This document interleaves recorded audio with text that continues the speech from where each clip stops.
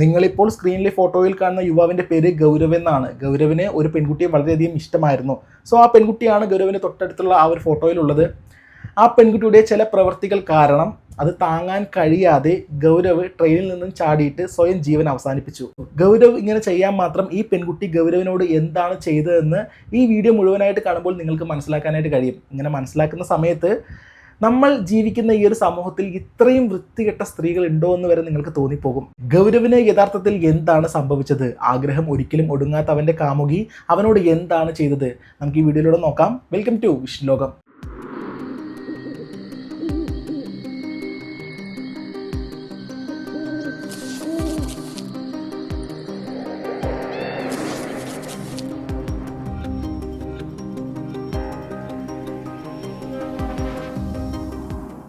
ഛത്തീസ്ഗഡിലെ ബിലായ് നഗറിലാണ് രാംറായ് ലളിത ദമ്പതികൾ ജീവിച്ചു വരുന്നത്. ഇവർ രണ്ടുപേരും സെൻട്രൽ ഗവൺമെന്റ് ഉദ്യോഗസ്ഥരാണ്. ഇവർക്ക് 2 ആൺമക്കളാണുള്ളത്.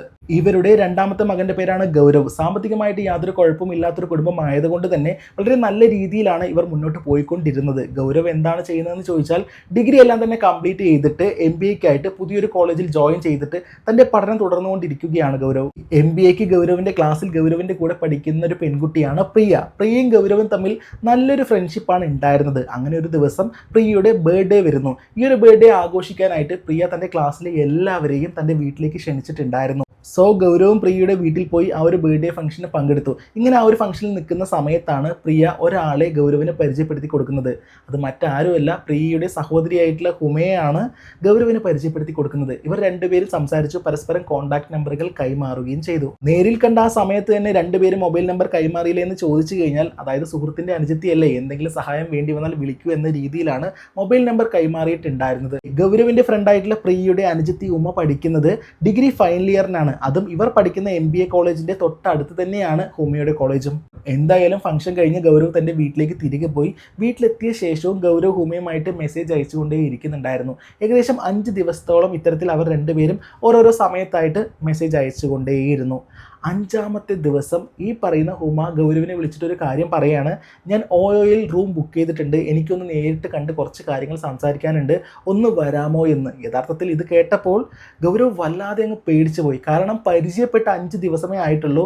5ാമത്തെ ദിവസം തന്നെ ഇത്തരത്തിൽ വിളിച്ച് പറയാണ് ഓയോയിൽ റൂം ബുക്ക് ചെയ്തിട്ടുണ്ട് എന്ന്. പ്രിയയുടെ അനുജത്തിയായിട്ടുള്ള ഹുമ കാണാൻ ഭംഗിയുള്ളൊരു പെൺകുട്ടിയാണ്. തൻ്റെ സുഹൃത്തിൻ്റെ അനുജത്തിയാണെങ്കിലും ആദ്യം നേരിൽ കണ്ടപ്പോൾ തന്നെ വല്ലാത്തൊരു അട്രാക്ഷൻ ഗൗരവിന് ഹുമയോട് തോന്നിയിട്ടുണ്ടായിരുന്നു. അതുകൊണ്ട് തന്നെ മനസ്സിൽ ചെറിയൊരു സംശയം തോന്നിയെങ്കിലും അത് കാര്യമാക്കാതെ ഗൗരവ് ഉമ്മ പറഞ്ഞ ആ ഒരു ഓയോ റൂമിലേക്ക് പോയി. ഓയോ റൂമിലെത്തിയ ഗൗരവിനെ കണ്ടപ്പോൾ ഉമ്മ പറഞ്ഞത്, എനിക്ക് ചേട്ടനെ വളരെയധികം ഇഷ്ടമാണ്.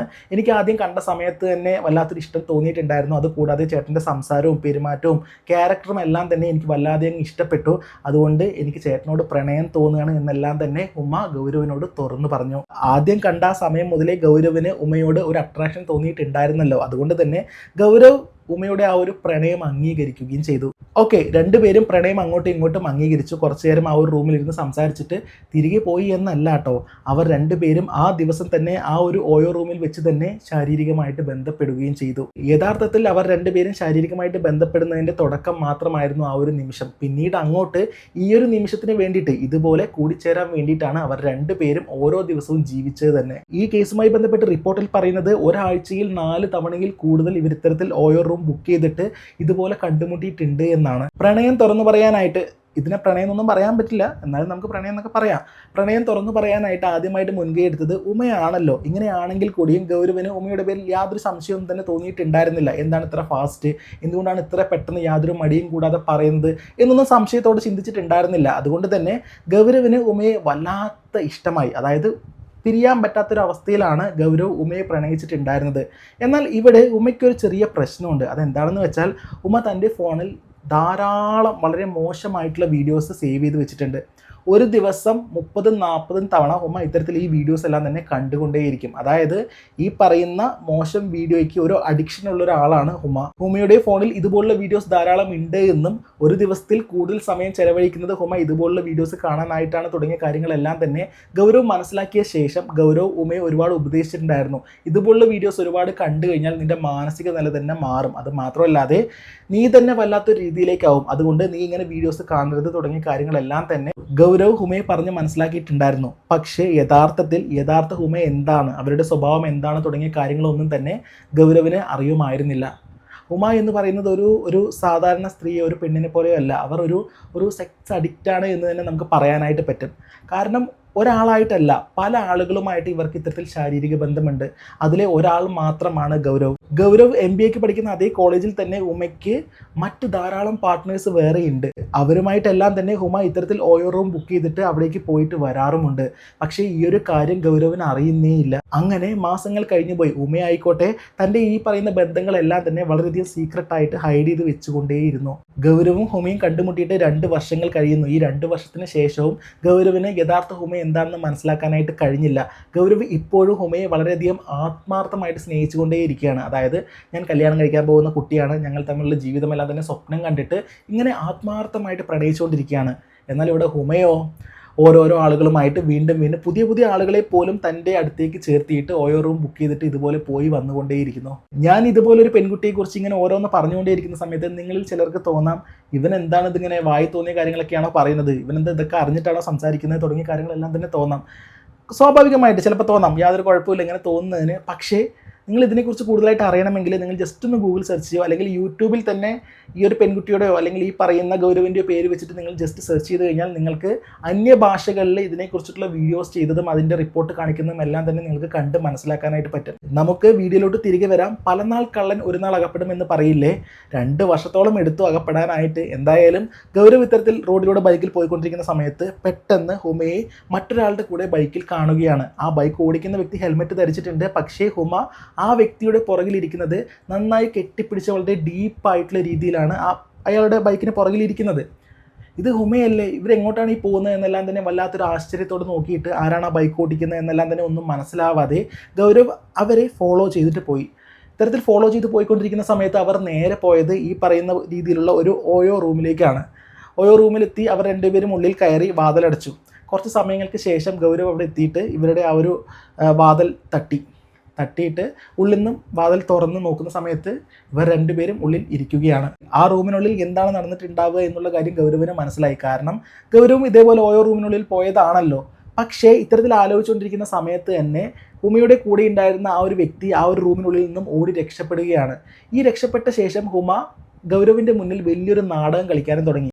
എൻ്റെ ഒരു എക്സ് ലവറാണിത്, നമ്മൾ തമ്മിൽ പ്രണയിക്കുന്നതിന് മുമ്പ് എനിക്ക് ഇങ്ങനെ ഒരു പ്രണയം ഉണ്ടായിരുന്നു. പക്ഷേ ആ സമയത്ത് ഞങ്ങൾ ഫോട്ടോസ് എല്ലാം തന്നെ എടുത്തിട്ടുണ്ടായിരുന്നു. അവൻ ആ ഫോട്ടോസ് എല്ലാം തന്നെ കാണിച്ചിട്ട് എന്നെ ഭീഷണിപ്പെടുത്തി, എന്നെ ബ്ലാക്ക്മെയിൽ ചെയ്തിട്ട് ഇത്തരത്തിൽ ശാരീരികമായിട്ട് ഇങ്ങനെ ചെയ്യണം എന്ന രീതിയിൽ പറഞ്ഞു. അങ്ങനെ വേറെ നിവൃത്തിയൊന്നും ഇല്ലാതെയാണ് ഞാൻ അവനെയും കൊണ്ട് ഓയോ റൂമിലേക്ക് വന്നത്, അല്ലാതെ നിന്നെ ചതിക്കണമെന്ന് വിചാരിച്ചിട്ടല്ല തുടങ്ങിയ കാര്യങ്ങളാണ് ഹുമ ഗൗരവിനോട് പറഞ്ഞു കൊടുത്തത്. പെട്ടെന്ന് മനസ്സിൽ തോന്നിയ കാര്യങ്ങളെല്ലാം തന്നെ ഹുമ അവിടെ വെച്ച് എന്തെല്ലാമോ പറഞ്ഞു ഒപ്പിച്ചു. ഇങ്ങനെയെല്ലാം ഗൗരവിന് മുന്നിൽ നാടകം കളിച്ച ശേഷം ഹുമ പൊട്ടിക്കരയാനായി തുടങ്ങി. സാധാരണ ബോധമുള്ളൊരു മനുഷ്യനാണെങ്കിൽ തീർച്ചയായിട്ടും അവിടെ വെച്ച് തന്നെ മനസ്സിലാക്കാനായിട്ട് കഴിയും ഇത്തരത്തിൽ ഹുമ തന്നെ പറ്റിച്ചുകൊണ്ടിരിക്കുകയാണ് എന്നുള്ള കാര്യം. കാരണം ബൈക്കിൽ വരുന്ന സമയത്ത് വളരെ ചേർന്ന രീതിയിൽ ഇരിക്കുന്നതും എല്ലാം തന്നെ ഗൗരവ് കണ്ടതുമാണ്. പക്ഷേ എന്തുകൊണ്ടോ ഗൗരവിന് അപ്പോൾ അത് തോന്നിയില്ല. അയാൾ ഹുമയെ 100% വിശ്വസിച്ചു. താൻ പ്രണയിക്കുന്ന ആൾ തന്നെ ചതിക്കില്ല, അവൾക്കൊരു അബദ്ധം പറ്റിയതാണ്, അവളെ ഇത്തരത്തിൽ ഫോഴ്സ് ചെയ്തതാണ് തുടങ്ങിയ കാര്യങ്ങളാണ് ഗൗരവിന് അപ്പോൾ തോന്നിയിട്ടുണ്ടായിരുന്നത്. തുടർന്ന് വിശാല മനസ്കനായിട്ടുള്ള ഗൗരവ് ഇതെല്ലാം തന്നെ ക്ഷമിച്ചു കൊടുത്തു എന്നാണ് പറയുന്നത്. അങ്ങനെ അവരുടെ പ്രണയ ജീവിതം വീണ്ടും മുന്നോട്ട് പോകുന്നു. ഒരു ദിവസം ഇവർ 2 പേരും ഒരു കഫേയിൽ ഇത്തരത്തിൽ ജ്യൂസ് കുടിക്കാനായിട്ട് വന്നിരിക്കുകയായിരുന്നു. ഈ സമയത്ത് ഹുമയുടെ ഫ്രണ്ട് പെട്ടെന്ന് ഹുമയ്ക്ക് അരികിലേക്ക് വന്ന സമയത്ത് ഹുമ ആ ഫ്രണ്ടിനെയും കൂട്ടിയിട്ട് ആ ഒരു ഇരിക്കുന്ന സ്ഥലത്തു നിന്നും വെളിയിലേക്ക് പോകുന്നു. ഇങ്ങനെ പോകുമ്പോൾ ഹുമയുടെ ഫോണ് ആ ഒരു കഴിക്കുന്ന ഒരു ടേബിളിൻ്റെ അവിടെ വെച്ചിട്ടാണ് പോയിട്ടുണ്ടായിരുന്നത്. സോ ഗൗരവിന് ഹുമയുടെ ആ ഒരു പാസ്വേഡ് എല്ലാം തന്നെ അറിയാം. കാരണം ഇവർ ലവേഴ്സ് ആണല്ലോ.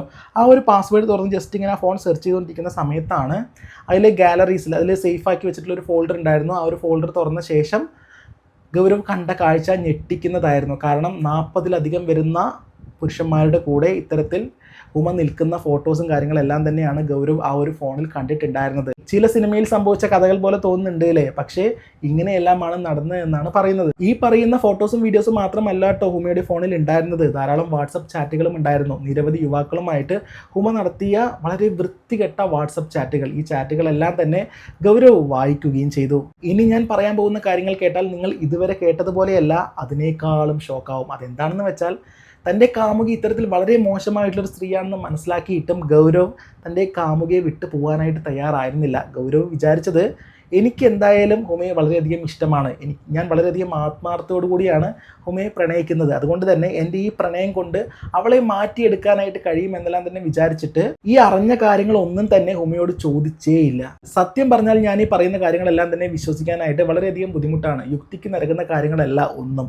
പക്ഷേ ഈ വീഡിയോയുടെ അവസാനം എത്തുന്ന സമയത്ത് എന്തുകൊണ്ടാണ് ഇങ്ങനെയെല്ലാം പറഞ്ഞു തരുന്നതെന്ന് നിങ്ങൾക്ക് പൂർണ്ണമായിട്ട് മനസ്സിലാക്കാനായിട്ട് കഴിയും. അങ്ങനെ കഫയിൽ വെച്ച് താൻ മനസ്സിലാക്കിയ കാര്യങ്ങളൊന്നും തന്നെ ഹുമയോട് ചോദിക്കാതെ അവരുടെ ദിവസങ്ങൾ വീണ്ടും മുന്നോട്ട് പോയി യാതൊരു കുഴപ്പവുമില്ലാതെ അതിശക്തമായിട്ട് ഗൗരവ് ഹുമയെ പ്രണയിച്ചുകൊണ്ടേയിരിക്കുകയാണ്. വീണ്ടും ദിവസങ്ങൾ വീണ്ടും മുന്നോട്ട് പോയിക്കൊണ്ടിരിക്കുന്നു. അങ്ങനെ പോയിക്കൊണ്ടിരിക്കുന്ന സമയത്താണ് ഒരു കാര്യം സംഭവിക്കുന്നത്. ഗൗരവിന് വളരെ ഡീപ്പായിട്ടുള്ള ഒരു സുഹൃത്തുണ്ട്, ഒരു ആൺ സുഹൃത്തുണ്ട്. ഈ ആൺ സുഹൃത്തിനോട് ഗൗരവ് തൻ്റെ കാര്യങ്ങളെല്ലാം തന്നെ പറഞ്ഞു കൊടുക്കും. തൻ്റെ ജീവിതത്തിൽ നടക്കുന്ന കാര്യങ്ങളെല്ലാം തന്നെ ഷെയർ ചെയ്യാറുമുണ്ട്. ഗൗരവിൻ്റെ ഈ സുഹൃത്തിൻ്റെ കാര്യം ഹുമയ്ക്ക് അറിയുകയും ചെയ്യാം. ഇങ്ങനെ ഹുമയ്ക്ക് അറിഞ്ഞിട്ട് കൂടിയും ഗൗരവ് അറിയാതെ ഈ പറയുന്ന സുഹൃത്തുമായിട്ടും ശാരീരിക ബന്ധം പുലർത്തിയിട്ടുണ്ടായിരുന്നു ഹുമ. വളരെ യാദൃശ്ചികമായിട്ട് ഗൗരവ് ആ ഒരു കാഴ്ച കാണുകയാണ്. തൻ്റെ സുഹൃത്തിൻ്റെ കൂടെ ഹുമ ഒരു തിയേറ്ററിലേക്ക് കയറി പോകുന്നത്. ഇവരെന്താണ് ഇങ്ങനെ എന്നോടൊന്നും പറയാതെ ഇങ്ങനെ പോകുന്നത് എന്നുള്ള സംശയത്തിൽ ഗൗരവ് അവരെ ഫോളോ ചെയ്യുകയും ചെയ്തു. ആ ഒരു തിയേറ്ററിൽ ഓടിക്കൊണ്ടിരിക്കുന്ന സിനിമയ്ക്ക് അധികം ആളുകളൊന്നും തന്നെ ഉണ്ടായിരുന്നില്ല. ആ ഒരു തിയേറ്ററിൻ്റെ ഒരു കോർണറിൽ പോയിട്ട് ഇവർ ഈ പറയുന്ന രീതിയിലെല്ലാം തന്നെ ബന്ധപ്പെടാൻ തുടങ്ങുകയായിരുന്നു.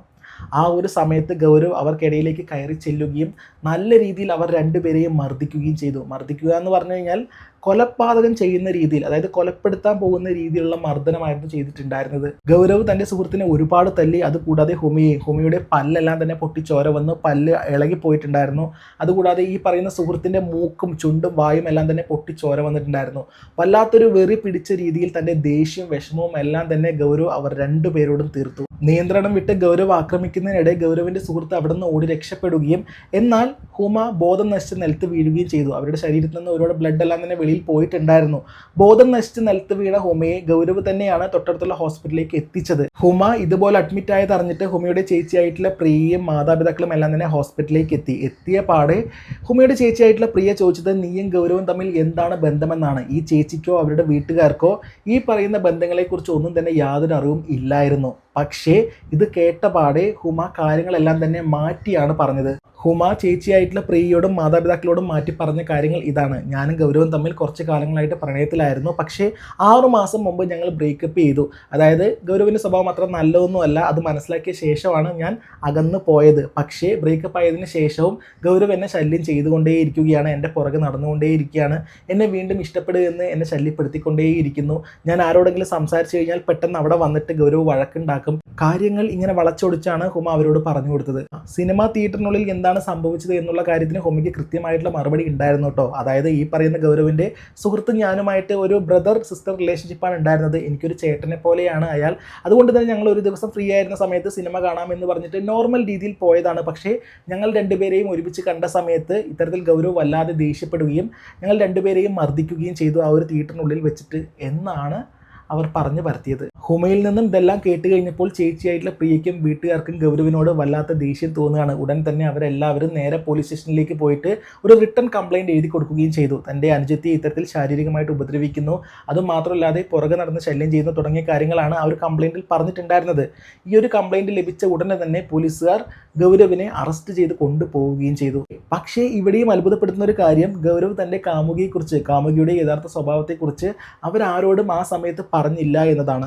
താൻ പ്രണയിക്കുന്ന തൻ്റെ കാമുകി ആരുടെ മുന്നിലും വളരെ മോശമായിട്ടൊരു സ്ത്രീയായി മാറരുത് എന്ന് ഗൗരവിന് നല്ല ആഗ്രഹമുണ്ടായിരുന്നു. അതുകൊണ്ടാണ് അയാൾ ആരോടും ഒന്നും പറയാതിരുന്നത് എന്നാണ് പറയുന്നത്. പോലീസിനാൽ അറസ്റ്റ് ചെയ്യപ്പെട്ട് ജയിലിലായ ഗൗരവ് ഒരാഴ്ചത്തെ ജയിൽവാസത്തിന് ശേഷം ജാമ്യത്തിൽ വെളിയിൽ വന്നു. ജാമ്യത്തിൽ വെളിയിലെത്തിയ ഗൗരവിൻ്റെ വീട്ടുകാർ 2 കൈ നീട്ടി സ്വീകരിച്ചില്ല. കാരണം അങ്ങനെ ഒരു കാര്യമല്ലല്ലോ ചെയ്തു വന്നിരിക്കുന്നത്. അവർ ഗൗരവിനെ കുറ്റപ്പെടുത്തുകയാണ് ഉണ്ടായത്. നീ ഒരു പെൺകുട്ടിയെ ഇത്തരത്തിൽ മർദ്ദിച്ചോ, എന്തിനു വേണ്ടിയിട്ടാണ് നീ ഇതെല്ലാം തന്നെ ചെയ്യുന്നത്, നീ എന്താണ് ഇങ്ങനെ ആയിരിക്കുന്നത്, നിന്റെ സ്വഭാവം മാറിപ്പോയോ തുടങ്ങിയ കാര്യങ്ങളെല്ലാം തന്നെ പറഞ്ഞിട്ട് അവർ ഗൗരവിനെ ഒറ്റപ്പെടുത്താനായി തുടങ്ങി. സ്വന്തം കുടുംബത്തിൽ യാതൊരു വിലയും ഇല്ലാതെയായി. പക്ഷേ ഇങ്ങനെയൊക്കെ സംഭവിച്ചിട്ടും സ്വന്തം ജീവിതം നശിപ്പിച്ച് കളഞ്ഞിട്ടും ഗൗരവ് മാറിയിട്ടുണ്ടായിരുന്നില്ല. ഗൗരവിന് ഇപ്പോഴും ഹുമയെ വല്ലാത്ത ഇഷ്ടമാണ്. ഗൗരവ് ഇപ്പോഴും ഹുമയുടെ പുറകെ എനിക്കിഷ്ടമാണ്, നമ്മൾ ഒരുമിച്ച് ജീവിക്കണം, നീ ചെയ്തതെല്ലാം തന്നെ ഞാൻ ക്ഷമിക്കാം, എനിക്ക് നിന്നെയാണ് വേണ്ടത് തുടങ്ങിയ കാര്യങ്ങളെല്ലാം തന്നെ പറഞ്ഞിട്ട് വീണ്ടും ഹുമയുടെ പുറകിൽ നടന്നുകൊണ്ടിരിക്കുകയാണ്. എന്നാൽ ഇപ്പോൾ ഹുമയുടെ സാഹചര്യം എല്ലാം തന്നെ മാറിയിട്ടുണ്ട്. ഇനി ഒരിക്കലും തിരിച്ച് അക്സെപ്റ്റ് ചെയ്യാൻ പറ്റില്ല എന്ന രീതിയിൽ ഹുമ ഗൗരവിനെ റിജക്റ്റ് ചെയ്തുകൊണ്ടേയിരുന്നു. എന്നാൽ ഗൗരവ് ആയിക്കോട്ടെ ഹുമയുടെ വീട്ടിലേക്ക് നേരിട്ട് ചെന്നിട്ട് എനിക്ക് നിന്നെ കാണണം തുടങ്ങിയ കാര്യങ്ങളെല്ലാം തന്നെ പറഞ്ഞുകൊണ്ടിരിക്കുകയുമാണ്.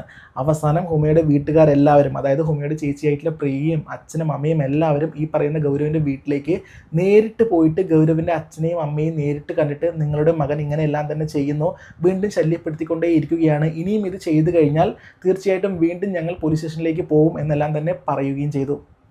സ്വന്തം വീട്ടുകാരുടെ മുന്നിൽ ഒന്നുമല്ലാത്തൊരു അവസ്ഥയിലേക്ക് ഗൗരവ് മാറി. ഇതുപോലൊരു വീട്ടുകാർ വീട്ടിലേക്ക് വന്നിട്ട് നിങ്ങളുടെ മകൻ ഇതുപോലെ എൻ്റെ മകളെ ശല്യപ്പെടുത്തുന്നു, അവൻ വീണ്ടും പുറകെ നടക്കുന്നു തുടങ്ങിയ കാര്യങ്ങളെല്ലാം തന്നെ പറഞ്ഞത് കേട്ടപ്പോൾ ഗൗരവിൻ്റെ വീട്ടുകാർക്ക് അത് സഹിക്കാൻ കഴിയുന്നതിലും അപ്പുറമായിരുന്നു. കാരണം അവർ ഒരുപാട് നാണക്കേടുകൾ അനുഭവിച്ചു. അവസാനം വേറെ വഴിയൊന്നും ഇല്ലാതെ ആ വീട്ടുകാർ പറഞ്ഞു, ഇനി ഈ വീട്ടിലേക്ക് നീ വരണ്ട, നിന്നെ മകനായിട്ട് ഞങ്ങൾക്ക് അംഗീകരിക്കാനായിട്ട് കഴിയില്ല, നീ എവിടേക്കെങ്കിലും പൊയ്ക്കോ എന്ന് പറഞ്ഞിട്ട് ഗൗരവിനെ ആ വീട്ടിൽ നിന്നും ഇറക്കി വിട്ടു. ഇത്തരത്തിൽ പോകുന്ന സമയത്തും അല്ലെങ്കിൽ സ്വന്തം വീട്ടിൽ നിന്ന് അകന്നു പോകുന്ന സമയത്തും ഗൗരവ് തൻ്റെ കാമുകിയെക്കുറിച്ച് കാമുകി ഇങ്ങനെയാണ് തുടങ്ങിയ കാര്യങ്ങളൊന്നും തന്നെ പറഞ്ഞിട്ടുണ്ടായിരുന്നില്ല. നേരെ മറിച്ച് ഉമയോടുള്ള ആ ഒരു ഇഷ്ടം ഗൗരവിൻ്റെ മനസ്സിൽ അപ്പോഴും ഉണ്ടായിരുന്നു. ദിവസങ്ങൾ വീണ്ടും മുന്നോട്ട് പോയി. ഗൗരവ് ജീവിതത്തിൽ പൂർണ്ണമായും തടിച്ചായ ഒരു അവസ്ഥയിലായി. തൻ്റെ വീട്ടുകാർക്ക് തന്നെ വേണ്ട, താൻ സ്നേഹിച്ച കാമുകിക്ക് തന്നെ വേണ്ട, ആർക്കും തന്നെ വേണ്ട. സോ അവസാനം ഗൗരവ് ആ ഒരു തീരുമാനം എടുക്കുകയാണ്, ജീവിതം അവസാനിപ്പിക്കാമെന്ന്. ജീവിതം അവസാനിപ്പിക്കാമെന്ന തീരുമാനം എടുക്കുന്നതിന് മുമ്പ് ഗൗരവ് വല്ലാതെ ഡിപ്രഷനിലേക്ക് പോയിട്ടുണ്ടായിരുന്നു. തനിക്ക് എന്താണ് സംഭവിച്ചത്, തന്നെ ആരാണ് ഏറ്റവും കൂടുതൽ ചതിച്ചത് തുടങ്ങിയ കാര്യങ്ങളെല്ലാം തന്നെ പൂർണ്ണമായിട്ടും ആ ഒരു സമയത്താണ്, ആ ഒരു ദിവസത്തിനുള്ളിലാണ് പൂർണ്ണമായിട്ടും ഉൾക്കൊള്ളാനായിട്ട് ഗൗരവിന് കഴിയുന്നത്. അങ്ങനെ അവസാനം സ്വയം ജീവൻ അവസാനിപ്പിക്കാമെന്നൊരു തീരുമാനം എടുത്തതിന് ശേഷമുള്ള തൊട്ട് മുമ്പ് ഒരു കാര്യം ഗൗരവ് ചെയ്തിട്ടുണ്ടായിരുന്നു.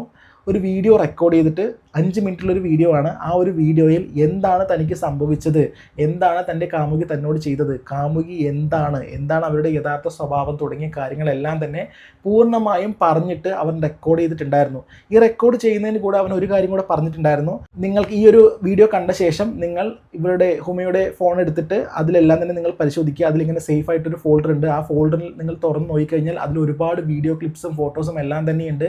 അതുപോലെ തന്നെ ചാറ്റിംഗ് ഉമ നടത്തിയ ചാറ്റിംഗ് എല്ലാം തന്നെ റിക്കവർ ചെയ്ത് കഴിഞ്ഞാൽ നിങ്ങൾക്ക് എന്താണ് യഥാർത്ഥ ഉമ എന്ന് നിങ്ങൾക്ക് മനസ്സിലാക്കാനായിട്ട് കഴിയും.